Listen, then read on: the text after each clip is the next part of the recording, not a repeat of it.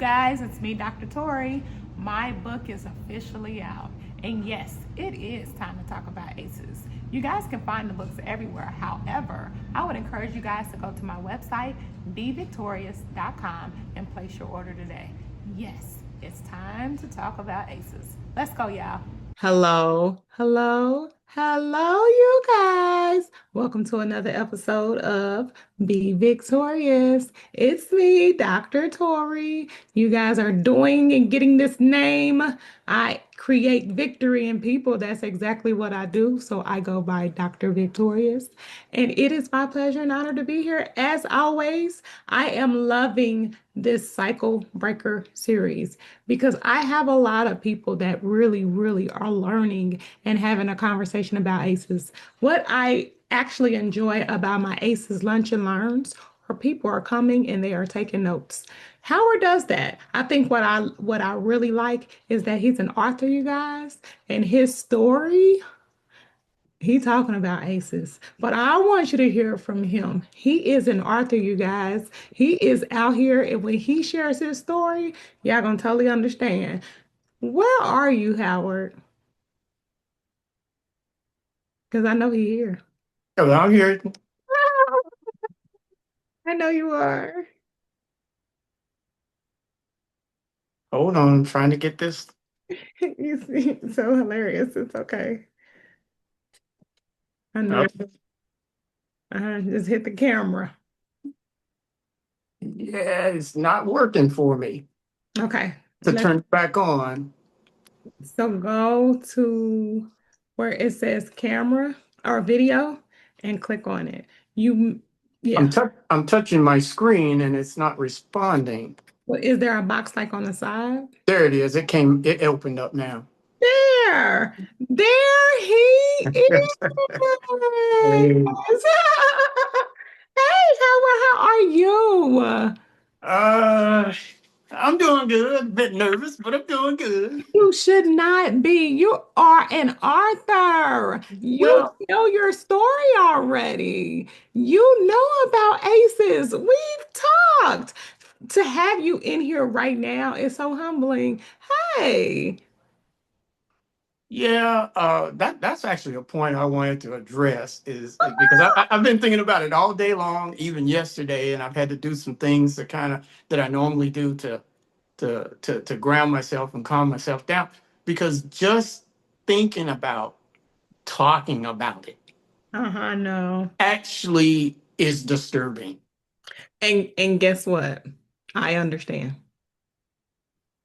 But you're a hero, honey. And when I tell you, I know your book shares your story. I know why you did it because it was easier for you to do it and share your story that way. But when I tell you you are not alone in your journey, if you have not checked out everybody comes and sits in this seat and says the same thing. And you have to understand from my perspective, if you think about it, I still haven't told mine. I can't because I need for y'all to understand ACEs first. And I need you to know that your book talk about ACEs. I didn't hear about ACEs until I started writing this book from my journal notes back in 2005. Mm-hmm.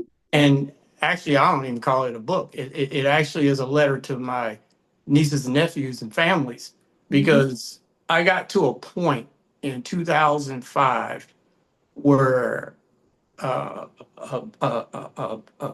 bee or something flew by my ear Mm-hmm. and I was triggered Wow. and heart pounding and everything and burst out into, cold sweats and everything. I thought I was going to die. And, And so then I sat down and started writing a letter, Mm-hmm.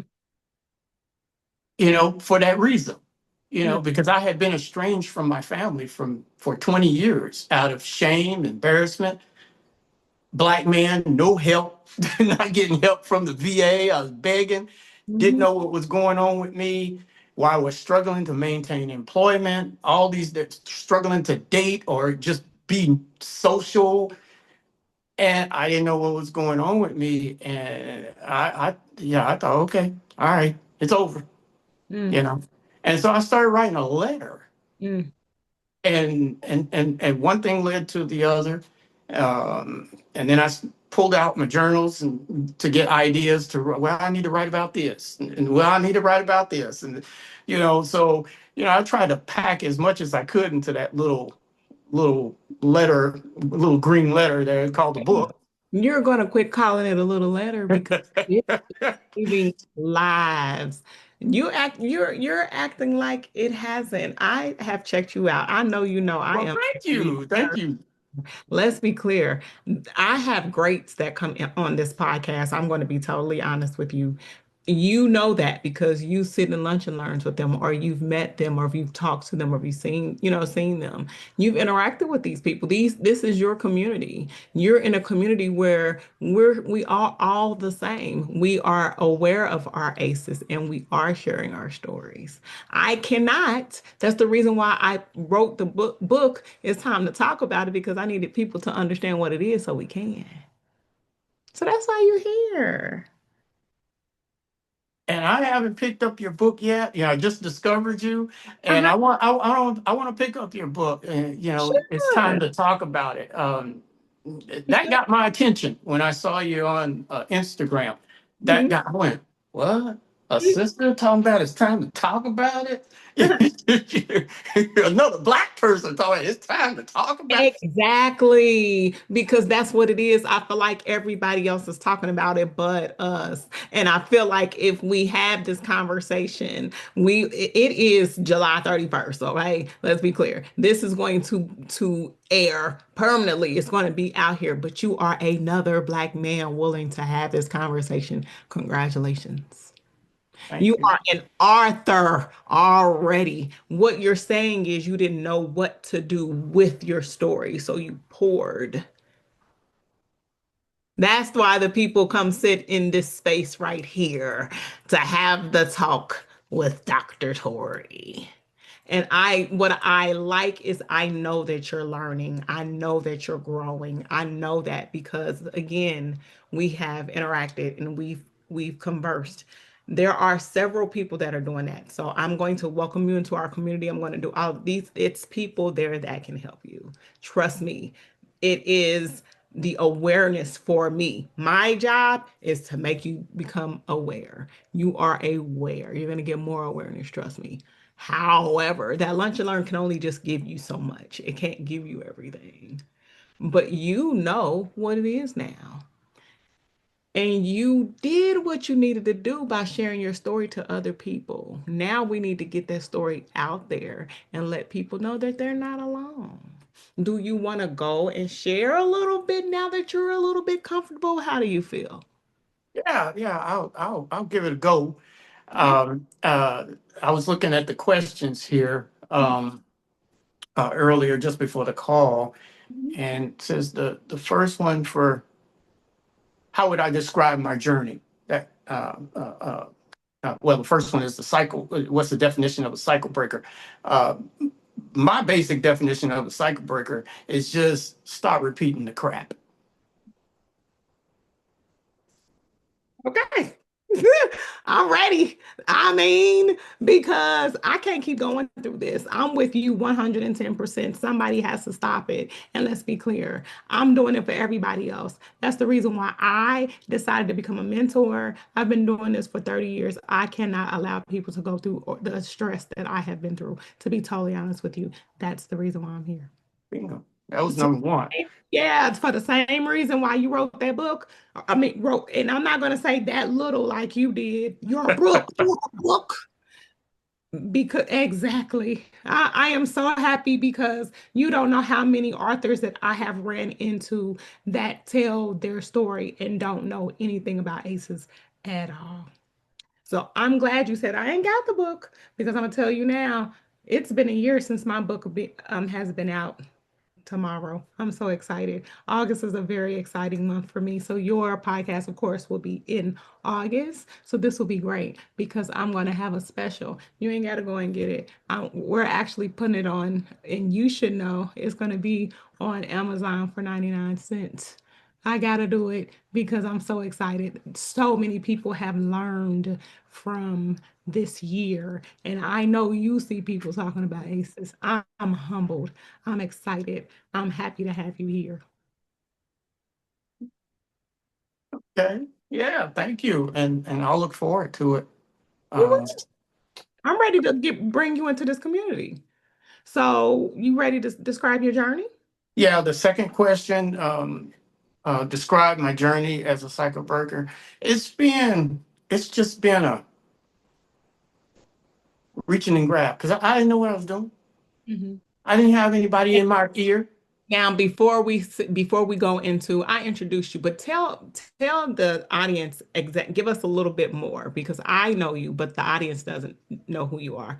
I know you had a good conversation with the producer before you begin. Before we do anything, introduce yourself because I introduced you as an author and all of this, but there's so much more to you. Introduce yourself. Yeah, I'm Howard Lovely Jr. You know, um, born in South Carolina, Columbia, on a military base, raised in Knoxville, Tennessee. Uh, um, Raised by two wonderful parents who just couldn't get it together. You know, and I say that, and I even talk about it in my book that ironically they gave me in the Black community the tools to actually articulate my feelings and my experiences that turned out to be this letter or book. Mhm. And this came from the same people.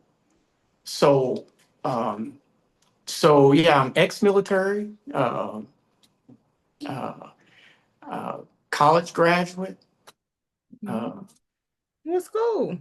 uh, South Seattle Community College. I became a aircraft mechanic, licensed aircraft mechanic, um, and real estate investor. Made a mistake with that. Sold my property and tried to move back to the family after 20 years of estrangement, and so that segues into another piece of what I said previously about not repeating the crap. Because after 20 years of going through therapy, Mhm. the VA, the psych ward 3 times, got out the third time, suicide attempt, got out the third time, all that, and then attempted to return to the family only to discover that half of them are carrying and running around treating each other like crap. And even started to reinitiate me in it by name calling and lying and deceiving. Fast. And I said, no. If that's the cost of admission to be back involved with this definition of family, which is not my definition of family, it's the definition that was given to me. Now I was raised in, but it's not mine. And I'm still in the process of redefining what family means to me and what love means to me, because that's not love and that's not my definition of family. It was what was given to me. And now I have a chance as a grown man to redefine that for myself. Y'all keep doing what y'all want to do, but I'm not going to stand there and watch like I did with mom and dad as they try to kill each other, you know. And that's what the family is still doing right now, you know. And you are a cycle breaker because you're protecting your peace and protecting your boundaries. Congratulations. That's part of that definition. That's one of your questions on there too. You better be here to educate Howard. Let's get it. Because that's why we're here. Now, I know we talked about you learning about ACEs, but what else? You're aware of the ACEs categories, correct? Some of them, but I don't have them memorized, Oh, that's fine. you As long know. did And you I took the test the other day, and 6 out of 11, and and there's nothing wrong with that. That and, ACEs score don't define you at all. and what I did was when I took that test, because I've taken that test before years ago, but when I took it this time, this is another point I want to make. I discovered something new that I had never counted as an ace, Uh-huh. Uh-huh. but I've always had that memory of it. but I never counted it as an ace. Because it wasn't an ace at the time. They just updated everything in July of 2023. That's when I decided to go ahead and let our community know about it because ACEs has been out since 1998 and no Really? done anything. And I did my dissertation in 2019 and made some recommendations as an educator. And in 2023, after going through moving to Texas and going through some real heavy racial discrimination because I am beautiful and Black, I have been doing this ever since. And it is out here. We are talking about ACEs. That's why you're here. And I appreciate what you're doing, really. Um, uh, and personally, I think it's important. Something I've come to realize in my journey Mhm. is that a lot of stuff that's going on politically and otherwise is some of the same stuff that my ears heard when I was in second grade. And I come to the conclusion that for Black and brown people, BIPOC people, we cannot legislate our healing. You know, a law for this and a law for that and blah blah blah blah blah. No, we've got to do it ourselves, to ourselves. Those other individuals that are descendants of Massa, if they don't want to own their stuff, Hmm. leave it to them. Hmm.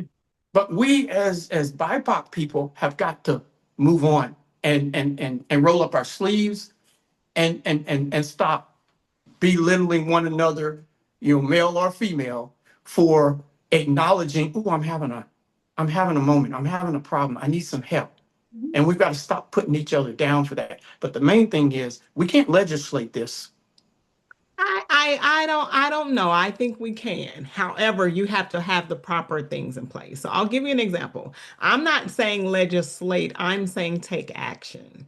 And as far as legislation, if they see us taking the action that we're doing, then I believe it will fall in place, especially with the politics and what we have going on right now. So I'm sure you're aware of what's going on. I mean, we all are. However, I will say since the ACEs Awareness Conference, we put an initiative out there to, kind of go out in our community ourselves, take care of our own selves first. You know what I mean? Because we can't do anything if we're not taking care of ourselves. So self-care really is the best care. And self-care could be everything.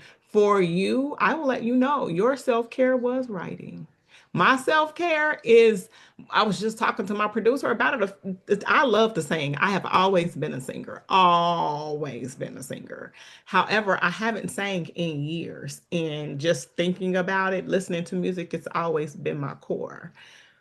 But you got to find where your strength is. And that's the reason why extracurricular activity for me has always been it because it keeps you busy, but it also keeps your mind off of the depression and the anxiety and the things that we really did not know had anything to do with ACEs in the first place when it does. So that's what it is for me. Like I said, when I saw your book, I was like, "Wow, he talking about aces." It's a normal thing for me, I guess, at this point because I talk about it all the time, 24 hours a day, 7 days a week. Not because I want to, but because it's a part of our life, and we don't really know it at all. You know that they talking about it. You know they are talking about it. But are we talking about it for real? You just talked about your family and how they used to this. Community violence is now adverse childhood experiences now. 1 in 3 have an ACEs score now. We should be using this awareness score as an awareness tool, not saying, well, I got an ACEs score. So what? We all got an ACEs score. And 1 in 3 actually have an ACEs score. It has been proven. What I am doing is case studies. I got a case study going on right now where we are doing that ACEs study with African American men. This is case study number 2 that we're doing. We have a community circle that's coming up right now, a barbershop talk with males, sister talk with a BIPOC community. Absolutely. You know what I mean? This type of stuff, and it's for free. We have to start doing what we need to do. Understand free ain't for everybody, and I understand eventually that free is going to stop. But while we got opportunities, we need to take advantage of them. Any opportunity for me to talk about ACEs and get it out there in the community, that's what my foundation is for.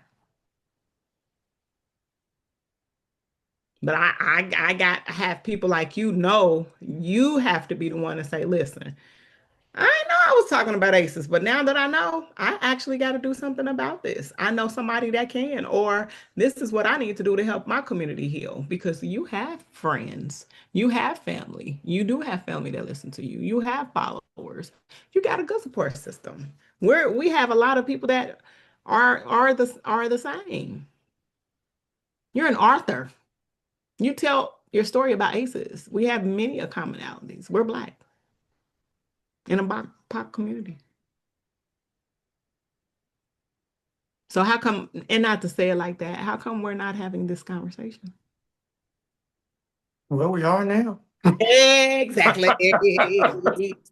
So what are some healing strategies, habits, or support systems that have helped you? Because you did mention 20 years, you did share some things, and I thank you for that. But what helps you heal? What do you do?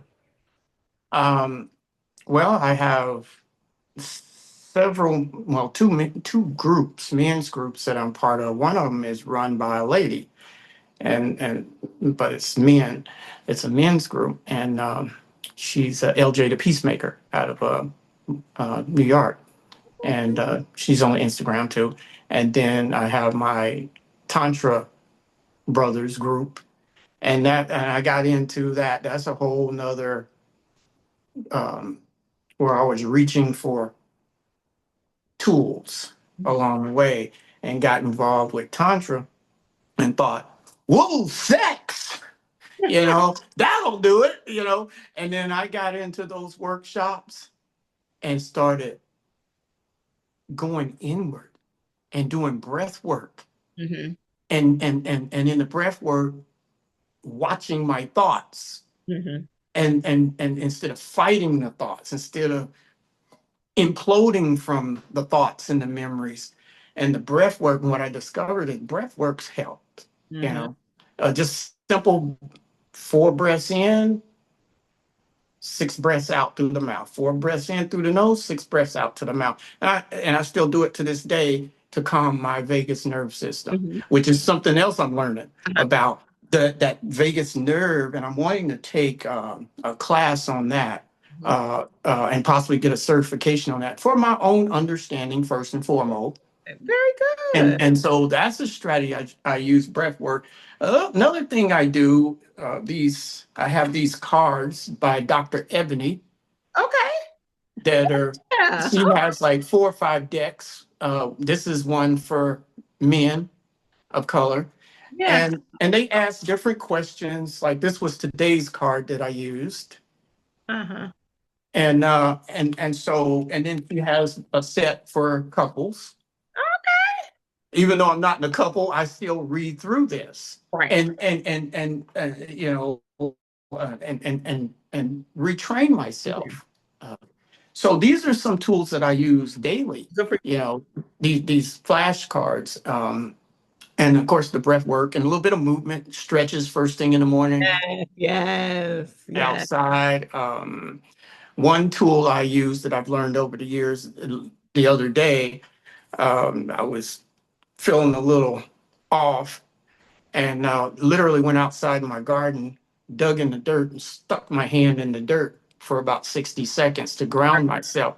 And it don't ask me to explain how it works. Somebody else can explain how it works, but it works for me to ground my spirit, my nervous system, to bring myself out of Mm-hmm. my that churning, those thoughts that churn around, that like to churn around, and then bring myself back to a stasis. And so those are some of the tools that I've learned over the years. Very good tools. When I tell you the grounding, I've met a lot of people. There were a lot of people at the conference. I have to shout a lot of people at the conference that had all of the practical schools the tools and skills. And grounding is a breathing, number one, is a big one for me. I've been doing conferences here repetitively, and when I tell you it is a big deal, people won't even take time out of their schedule to breathe. So just think about it. I've seen it. Just me just doing that quick, just the releasing of my shoulders. Yeah. Mhm.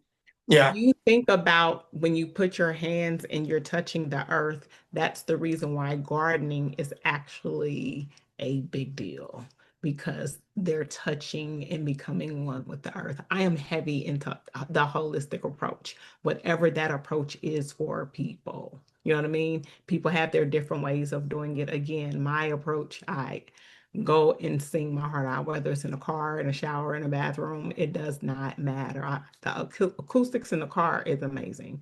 But growing up, I remember being in like 13 choirs, and I mean it seriously. I was singing, I was in groups, I was touring, I was doing solos, I was doing everything, and I just disconnected from it. But getting back into it now, oh, absolutely. So I'm really key and glad that you brought up several strategies for people in regards to your own self-care and your own holistic approach in regards to healing and empowerment. So thank you. I knew you was gonna be good. I knew it. One other thing I want to say about the breath work, I heard you say something similar to some people don't want to take time out. Mhm. I want to address that. Come You on. don't have to take time out. Driving down the road, I've done it. Just breathe through the nose, breathe through out through the mouth, Mhm. and just notice how your body feels before and after. Just take a couple of breaths. You don't have to. You can be walking down the street. You can be in the checkout lane at the grocery store. Nobody knows what you're doing. You're breathing through your nose Mhm. and out through your mouth.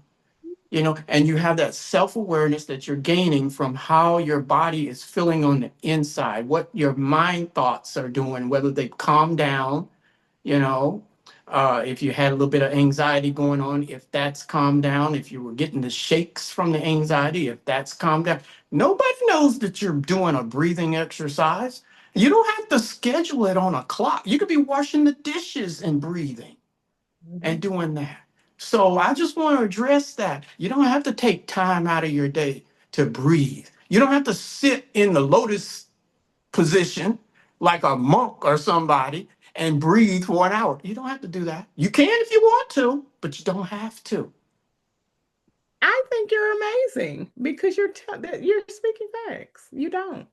I say it because I want people to do it. You know what I mean? And so I understand what you're saying. You can do it at any given time. You can. Yeah. Look at you. See? Look at you. So on the scale of 1 to 10, you're feeling a little bit better. Look at you. You're giving us tips and everything. No, I'm tense. I can feel it in my body. I can feel it in my body. Well, But let's I'll just shake it off. And it's like, oh I'm one aware of it. ah. I'm aware of it. Yes. And I just want you to feel comfortable and know this has been a safe space for people to share. And I think you're doing an amazing job. I thank you. I've never really. I've spoken about this in my men's group many times. I don't. I've never really felt safe. Yeah. Mm, Uh, it's rare, mm, and that's part of the ACE. That's part of growing up in a chaotic family environment where I didn't know what was going to happen from moment to moment when Daddy came home. right. And usually there was a fight, Mm, and sometimes with guns and knives. And mm, and, and there I was standing there, frozen, you mhm. know. So I grew up thinking that that was normal, that I felt some kind of way on the inside of my body, which wasn't safe, but I internalized it as normal. And I still feel it today, even though I've healed and my nervous system is still gradually calming down, as I get control over it, and or recondition Mhm. my vagus nervous system to uh, to calm down. or fluctuate in a range instead of just getting in fight or flight mode and staying. So I grew up pretty much and going through school, my young adult life in my 20s and 30s. My late 30s, I started doing workshops. And then gradually, it's been 20 years of gradually, incrementally calming down and having some of these symptoms to abate, you know.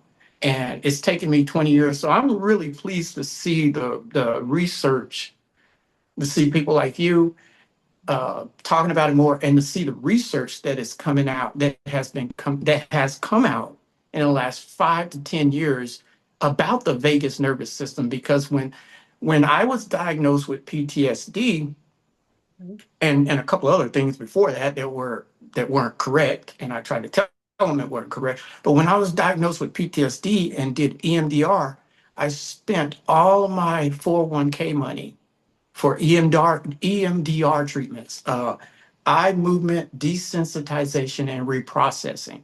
And even Dr. Shapiro, who created that technique, didn't understand why it worked.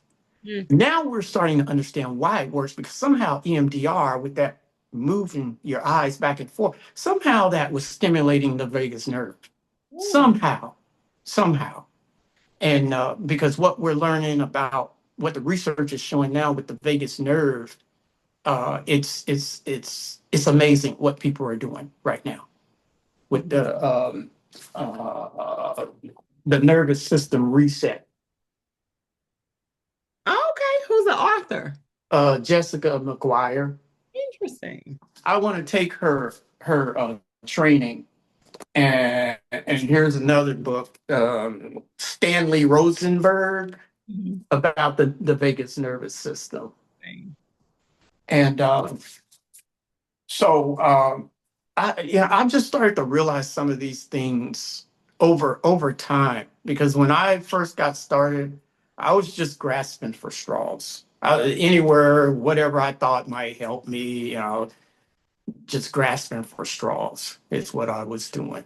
And but I see nowadays with this new research, some people are recovering much faster. I think so too. Now, I will share with you, I'm a professor, I'm a dissertation coach, and I'm working with a young man right now who is a military vet, and he is putting ACEs and PTSD and veterans a study together right now.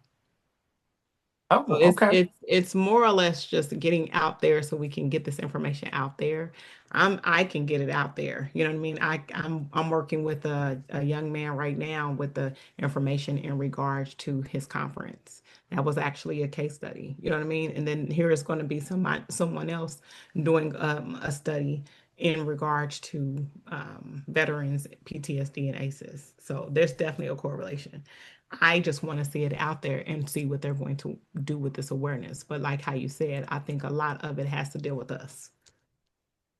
Is he working in conjunction with the Veterans Administration We're, with we're his research? we're doing some, we're getting started and doing what we need to do. Yep, we're with a university and everything. Mhm. Right, Mhm. Because right. we know that it's an issue. You know what I mean? He's a veteran too. We know. We're well aware.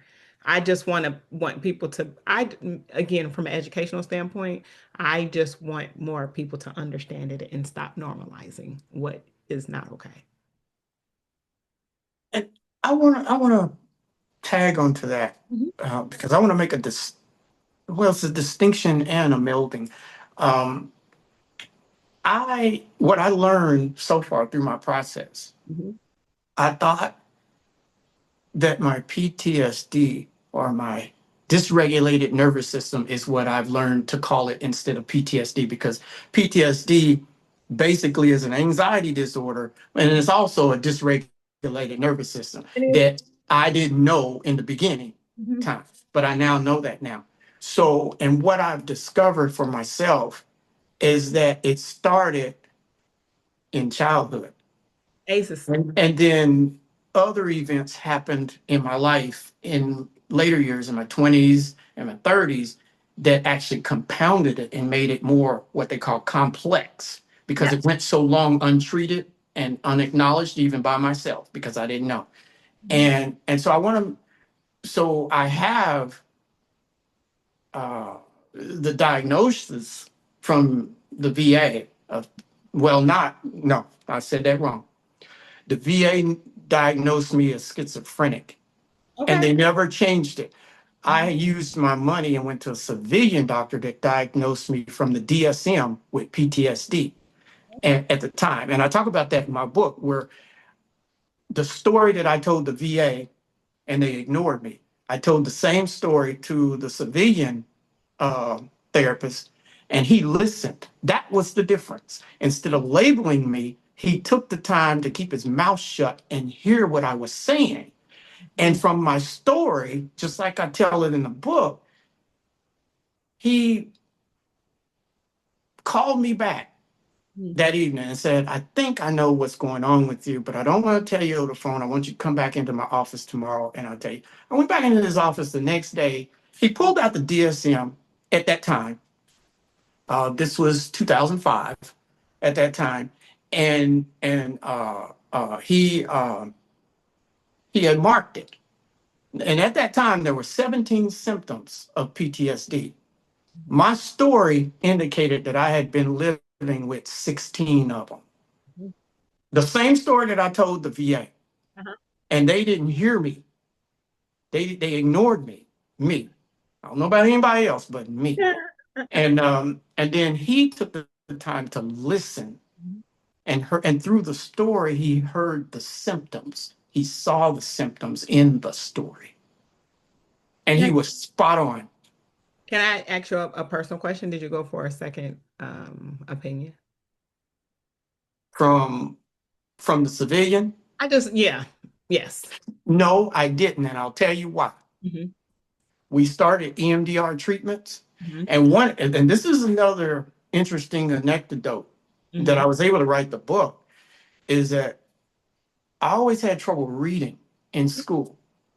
Mhm. And I would get yelled at and made bad grades. I was D's and C's in English. Were you And in special education? in first grade, remedial reading. And now I know that this was affecting my ability. So for some reason it affected my ability to read. It hurt. It literally, I would get headaches and sleepy.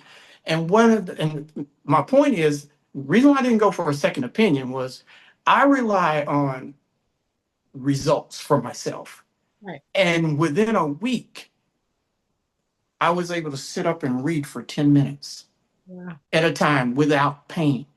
And then gradually that time period extended. I still have trouble reading, but I can sit up and read for 30, 40 minutes at a time now. Whereas barely I could read for 60 seconds without experiencing pain in my eyes and my head. So, and that was within the first week.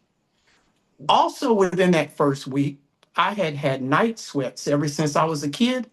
Didn't know that it was related to anything other than too much covers in the middle of the night.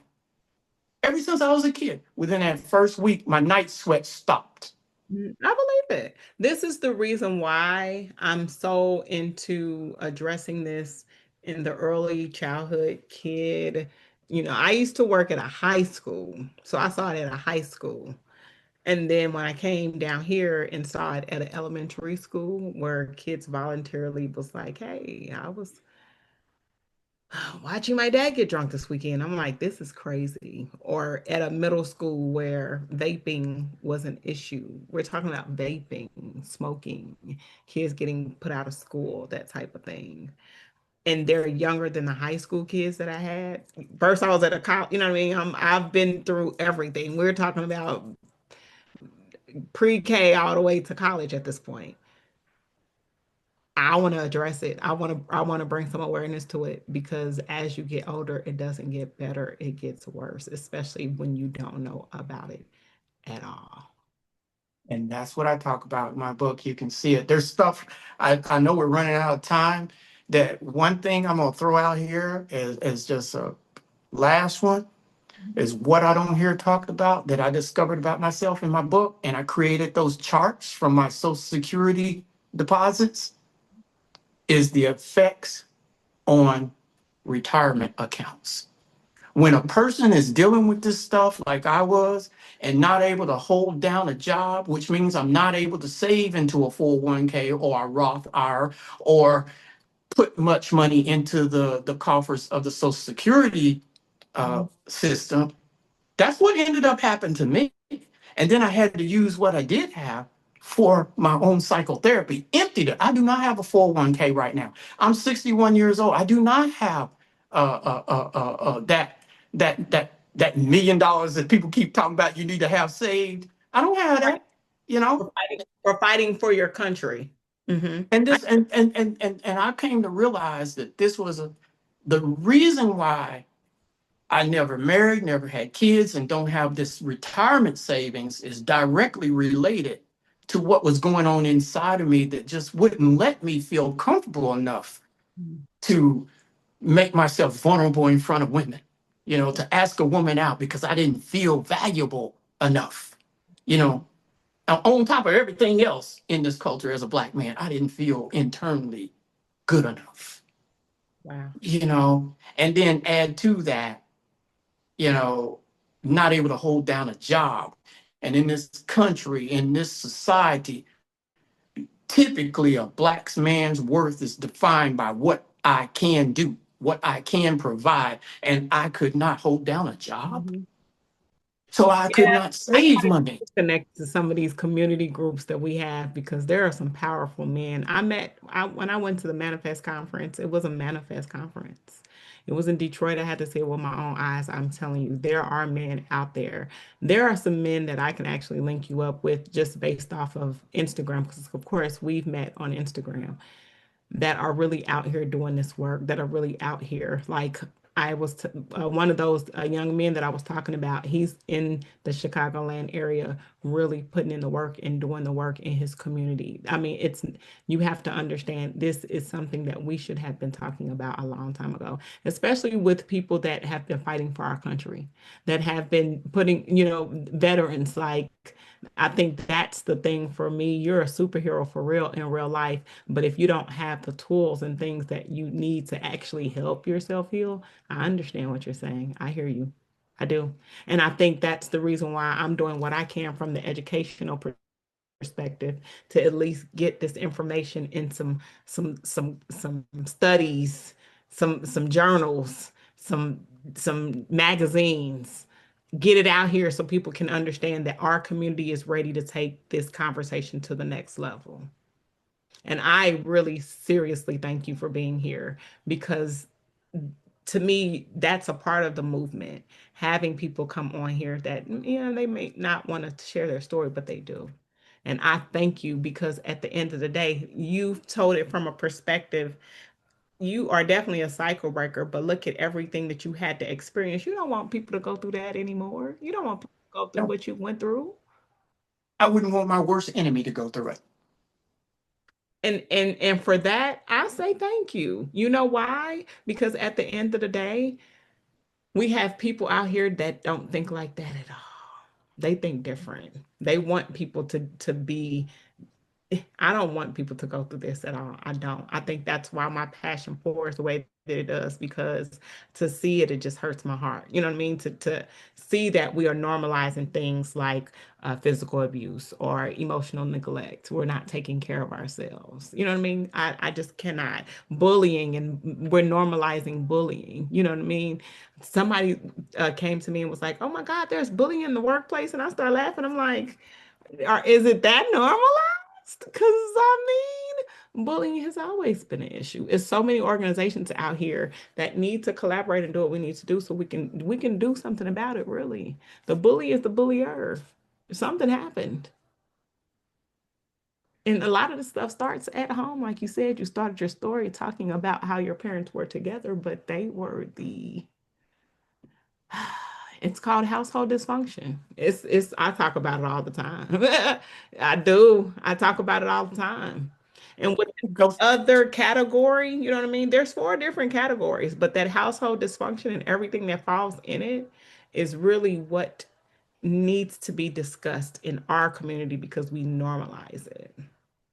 We know, I want but the abuse, the neglect, that household dysfunction, it's so many people out here that don't believe that they have ACEs. Surprisingly, Howard, bullying is ACEs. Racial discrimination is ACEs. I cringe.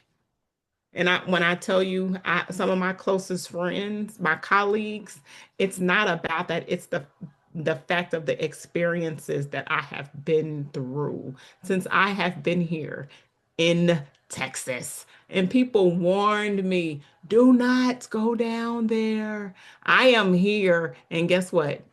It has changed my life because they don't like me at all. And I'm A-okay with it because I am not going to ever dim my light for anyone. I want to say something about the. I know we're running short on time. This is a subject we You can can't talk all day long on this one, come on, Howard. That's the But reason why we here. and this is where when I get with people and we talk like this, these other things come up that I've sat with myself and just sort of thought about. When I heard you talk about family Mhm, dysfunction, family dynamic, mhm, I wholeheartedly agree with it and I add to it. What I've discovered in my journey is that it wasn't just my family at 3343 Ashland Avenue.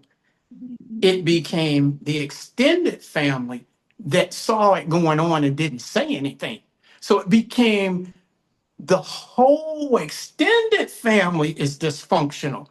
And this came to a highlight when one of my cousins that grew up about 10 blocks over from us, my dad's brother's kids. Now, my Uncle Alan in second grade, all my memories of him, he was drunk with his friends sitting on the curb. That's my niece and nephew. Hey, Uncle Alan. That's how we did it. I found out when my cousin read my book, when I published it in 2020. I sat on it for all them years since 2005. And when I published it and he read it, we were on FaceTime crying. You know why? Because he told me that my Uncle Alan, the one that was drunk all the time, died in his 40s in the mid 70s, had been molested by my great uncle, who mhm. was big time in the church. And I'm just now hearing about it at 50 something, 50, what, 57 years old. I said, how did you find out? He said, Mama told me. Mhm. My Uncle Alan had told his wife, and they were having domestic violence going on in their house, just like I was in my house. And none of us knew what was going on in each other's house. And we were only about 10 blocks away, if that. That's So that's you that see the greater. the normalization of things that needs to be addressed. Absolutely. That's the reason why in my book you have to get it. And again, I will share with you, it is going to be on sale. You can go and get it on your Kindle tomorrow. I'm doing an anniversary celebration, a book anniversary celebration. And when I tell you my chapter 2 goes right into addressing your generational trauma, you have to have that conversation with somebody. You have, and I'm not saying you do, but you have to know about it. I had to know because my parents didn't tell me at all. Like my dad did, but my aunt is the one that told me everything. On my mom's side, it was actually my grandfather. He had to, you know what I mean? So it was like, I need to know what's going on. Yeah, because this is going on. My grandfather was married like 8 times. And I'm like, when I was younger, I thought it was cute. You know what I'm saying? Like, oh, he a pimp, but he was a pastor. You know what I'm saying? So it's like, wait, hold on. What's going on here? Tell me why you got to bury this much. You know what I mean? So those are the conversations, let's be clear, that I wanted to know back when I was in high school and it wasn't addressed. So just think about it. I'm not fresh. I know I'm cute. young, but I'm not. I'm almost 50. And when I tell you I'm still seeking and asking questions, that's what being a cycle breaker is about. But that's the reason why chapter 2 is what it is. We have to have these conversations. So what you're saying is we're going to continue to have this conversation because I'm telling you now, your awareness and your experiences is going to help a lot of people, especially those veterans out there. I will tell you now, my brother is a veteran, my father is a veteran, and they haven't had the conversation yet. I've been trying, and I cannot force people to have a conversation that they don't want to have a conversation about. And so I want to let you know again, you're a hero. You are a cycle breaker. You are doing what you are doing, regardless of what your family is saying, what people are doing. Your book says it all. I support you 110%. I think you are a very strong man for sharing your story. And I am extremely happy that you came on our podcast. So please tell other people where they can find you. I'll be honest, I know someone is going to have some type of I know something to say in regards to your story because it's so familiar. Trust me. Where can they find you? Um, I don't have much of a social media presence. I've got arrested and jailed so many times But by the AI. look at you. You look at you now. You know what I mean? I had a I don't do much and on. and that's fine, but you can still be a part of our community. You still get well, I'll let people know. You jump I'm on Ace's Lunch and Learns all the time. I'm on Instagram. I have a presence on Instagram, but I don't post And and or anything like that. But if someone wants to find me and hey Howard, can we talk? I'm on Instagram. that's it. So I'll make sure that information is Send me a message. Send me yes. a direct message or something. Hey, can we I talk? will invite you into our community. I will actually personally invite you to this barbershop talk. I think you will like it. I want to also introduce you to Mr. Charlie. Mr. Charlie is the host of the Manifest Conference, but he's a licensed social worker. He has his own practice, and he this is what he does. It's so many people. I've met so many coaches. I've met so many therapists. I've met social workers. I've met so many people willing to have this conversation. And just the fact that you again did it is worthy of giving your recognition and letting you know you're a superhero for sure. You're a cycle breaker. I know. I want to say one. I keep saying I want to say one last thing. Yeah, because you gotta It, cut you out 4 times, Howard. What else you gotta say? Go ahead. you know what you just said. It's it's it's been to have to go against everything I ever knew, including call out the family and the elders, those that are still alive, Mhm. and the church that grandmama forced me to go through, to have to go against any and everything that I was ever taught. Mhm. That's a tough walk. You are a cycle breaker. And I understand why a lot of people, like you said, some of your family members, they don't want to go there. They don't want to address it. Mhm. Because I know from my walk, my journey, they're Mhm. going to have to challenge everything they ever knew and everything that was ever taught to them. And that's a point. That is it. Because you have to be willing to do it. Harriet Tubman didn't drag people off the plantation that didn't want to go. She only took the ones that were ready. And that's what I'm trying to do. And that's the reason why it's working for me. This ACEs and this ACEs awareness, this understanding ACEs is like an appetizer. I learned that too. You have to, if you're really serious about understanding your mental health, take the ACEs quiz. It's the introduction of knowing exactly who you are and where this stuff came from. So with that being said, I'm gonna cut you off because I'm gonna tell you now. I know we're gonna talk again. Y'all gonna see Howard. Let's be clear. You all don't think that I am doing this Aces Lunch and Learns. I do. And to find Howard, to find out he's an author and that he's telling his story is what makes me believe that we can do ACEs awareness because that awareness is key. So I thank you so much again for coming. And I want everybody to know this is a safe space. I am really going to like this episode because, again, you got to look at it. Honestly, the past couple of episodes we've had cycle breakers ready to come, but then it's like, wait, hold on. I'm gonna make sure I'm making the decision. And we get in and we get to talking about our conversations and having it. Look at that smile on your face, Howard. We did it! Yeah! You guys are more than welcome to come anytime in this space and have this conversation about ACEs. There's nothing wrong with having an ACEs score and sharing your story. This is another wonderful episode of Be Victorious, and we will see you guys very soon. Bye, bye, bye, bye, bye.